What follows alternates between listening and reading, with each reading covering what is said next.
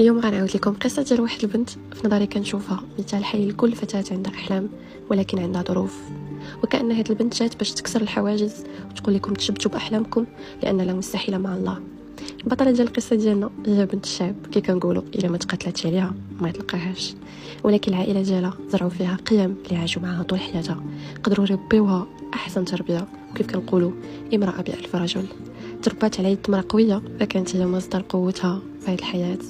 كبرات في منطقه صغيره والسكان ديال هذه المنطقه كلهم كانوا كيتعرفوا.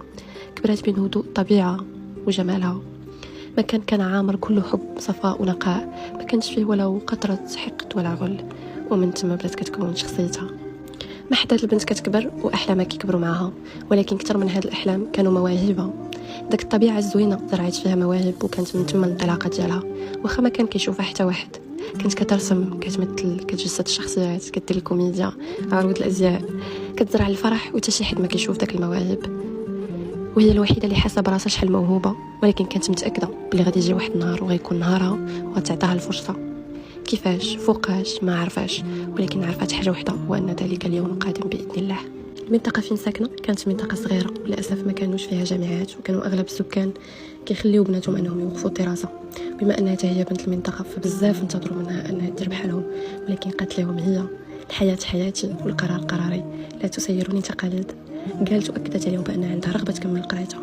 اول تحدي واجهته هذه البنت هو تقنع الاسره ديالها، لانهم كانوا ضد فكره انها تبعد على عائلتها، ولكن ما استسلمتش للواقع وبقات متشبته بالقرار ديالها حتى قنعتهم. وفي داك المنطقه كانوا كيقولوا ان البنت بلاصتها من دير 18 سنه هو بيت الزوجيه وماشي للجامعه، ولكن هي كسرت هذه الفكره الخاطئه ودارت اللي في راسها برضا الله والوالدين. جات البطله ديالنا لمدينه جديده وكتب ليها الله انها غتكون سبب باش بزاف ديال الناس غيعرفوا هذه المدينه وغترسخ لهم في الاذهان، ولما لا، وهي المدينه اللي غتعيش فيها جزء من حكايتها، ومن تما غيبدا النجاح ديالها. كانت كتكري دار مع البنات لانها طالبه، وطبعا المصاريف كثيره، ومن تما بدات تعلم المسؤوليه وبدا يدخل معها الزمان.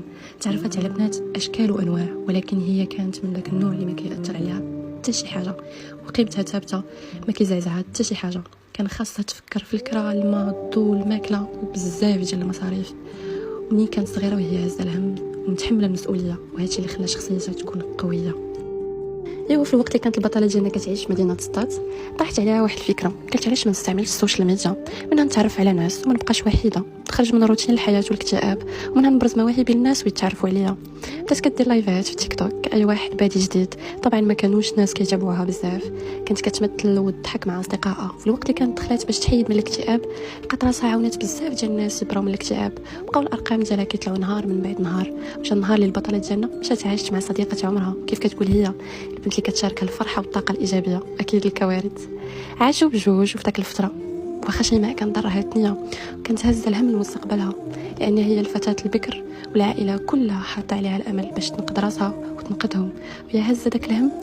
بهيجه كانت داك الامل كانت معمره عليها، وكانوا خالقين السعاده من لا شيء. وجا واحد النهار اللي كتب فيه الله لشيماء ان حياتها غادي تبدل وغادي تشهد حدث جديد. واحد الحدث هو الشهره ديالها.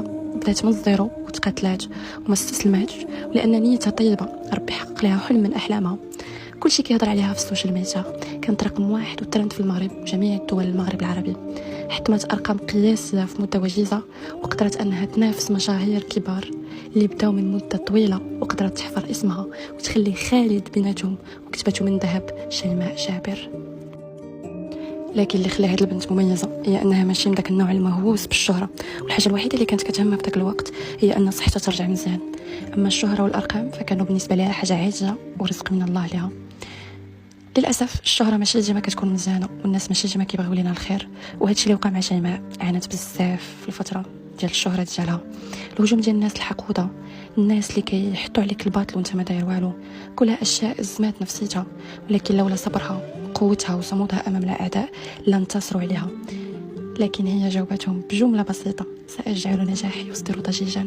وفعلا النجاح ديالها اصدر ضجيج. شيماء جابر صاحبه 1,800,000 بالتيك توك وصاحبه 1,000,000 فولور بالانستغرام، لعبات جولات اللي حطمت فيهم ارقام قياسيه في المشاهدات، وقدرت تربح بسكور عالي جدا. استدعوها في مسابقات لبنان مع كبار المشاهير في تيك توك، وقدرت انها تحطم ارقام قياسيه في المسابقه، ولعبات جولات بقى الكل كيتحدث عليها. بدات تحقق حلمها انها تولي عارضه ازياء شويه بشويه، وخدات سفيره القفطان المغربي وما نساوش الفرحة اللي زرعات في قلوب الناس وكانت سبب من بعد الله سبحانه وتعالى بأنهم يتخطاو الاكتئاب والألم، وهذا الشيء خاف شوية من النجاحات ديالها. اللي غنقول لكم أن المستقبل غيكون أقوى بإذن الله، والحكاية عاد بدات، لأن البنت موهوبة، بنت قوية كترسم أحلام وكتحققها، فكونوا معها، شجعوها، ساندوها حتى نشوفوها في القمة إن شاء الله.